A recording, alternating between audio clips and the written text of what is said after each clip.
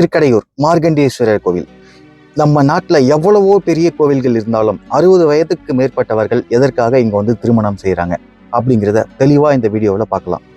மிருகண்டு மருபவதி வாழ்ந்த காலத்தை நோக்கி போகலாம்.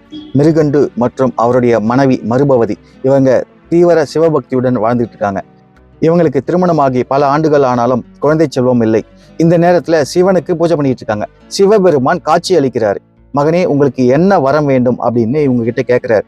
சுவாமி, எங்களுக்கு திருமணம் ஆகி பல ஆண்டுகள் ஆகிறது, இதுவரை குழந்தை செல்வம் இல்லை, எங்களுக்கு குழந்தை செல்வம் தான் வேண்டும் அப்படின்னு சிவபெருமான் கிட்ட இவங்க கோரிக்கை வைக்கிறாங்க. சிவபெருமானம் குழந்தை வரம் கொடுக்கிறார், கூடவே சோதனையும் சேர்த்து கொடுக்கிறார். சிவபெருமான் இவங்க கிட்ட, உங்களுக்கு ஒரு குழந்தை பிறப்பான், அவன் 100 ஆண்டுகள் வரை வாழ்வான், ஆனால் மந்த புத்தியுடன் தான் இருப்பான்.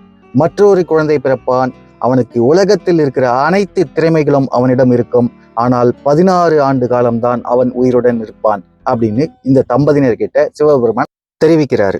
இதுக்கப்புறம் என்ன நடந்தது? 100 வயது வரை மந்த புத்தியுடன் இருக்கும் குழந்தையை அவர்கள் வரமாக கேட்கிறார்களா, இல்லை 16 ஆண்டு காலம் திறமையாக வாழும் குழந்தையை வரமாக கேட்கிறார்களா அப்படிங்கிறத நான் சொல்றதை விட இந்த கோவில் இருக்க குருக்கள் வரலாற்றை பற்றி தெரிவிச்சாங்கன்னா மிகவும் ரொம்ப தெளிவா இருக்கும்.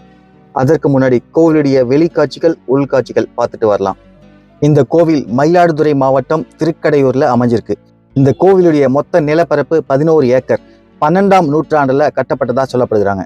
இந்த கோவில்ல மொத்தம் 3 கோபுரம் இருக்கு. மெயின் கோபுரம் 151 அடியில உருவாக்கியிருக்காங்க. இந்த கோவிலுடைய முதல் கோபுரத்துக்கும் 2வது கோபுரத்துக்கும் மையப்பகுதியில அபிராமி சன்னதி அமைஞ்சிருக்கு. இந்த கோவிலுடைய 2வது கோபுரத்தை தான் பார்த்துட்டு இருக்கோம். இந்த கோபுரத்துக்கு அப்படியே பக்கத்துல கொடிமரம் இருக்கிறதையும் நம்மளால பார்க்க முடியுது.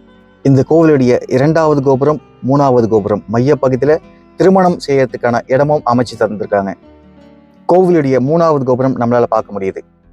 கோவில்ல நிறைய குருக்கள் இருந்தாங்க. அந்த குருக்கள் கிட்ட போயிட்டு, சுவாமி, கோவிலுடைய வரலாற்றை பற்றி உங்களால சொல்ல முடியுங்களான்னு கேட்டேன். நான் தெரிஞ்சுக்கணும்னு ஆசைப்படுறேன், அப்படியே என்னோட சேனல்ல நான் பதிவு செய்வேன் நீங்க சொல்றதை அப்படின்னு. கோவில் இருக்க குருக்கள் யாருமே வரலாற்றை பற்றி சொல்ல முன்னு வரல. எல்லாருமே நிராகரிச்சாங்க. நான் கிட்டத்தட்ட ஒரு 30 நிமிஷமா கோவிலே சுற்றி மன வருத்தத்தோட வந்திருந்தேன். இதுவே நம்மளுடைய யூடியூப் சேனல்ல நம்ம கிட்ட ஒரு இவ்வளோ சப்ஸ்கிரைபர் இருக்காங்க அப்படின்னு நம்ம போயிட்டு அவர்கிட்ட, சார் நான் யூடியூப்ல ஒரு மரம் மாதிரி இருக்கேன் அப்படின்னு சொல்லிட்டு அவர்கிட்ட போய் பேசலாம். நம்ம மரம் கூட கிடையாது, நம்ம ஒரு செடி தான். செடியும் கூட கிடையாது, செடியில் இருக்க ஒரு இலை மாதிரி தான். நான் ரொம்ப மன வருத்தத்தில் கோவில்லையே சுற்றி வந்துட்டு இருந்தேன்.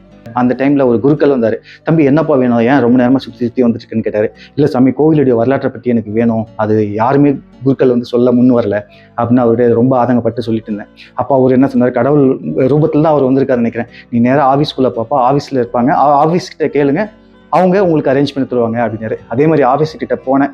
ஆஃபீஸர் அவங்க எனக்கு அரேஞ்ச் பண்ணி கொடுத்தாங்களா இல்லை அவங்கள நிராகரிச்சாங்களா அப்படிங்கிற அடுத்த வீடியோவில் பார்க்கலாம். நன்றி, வணக்கம்.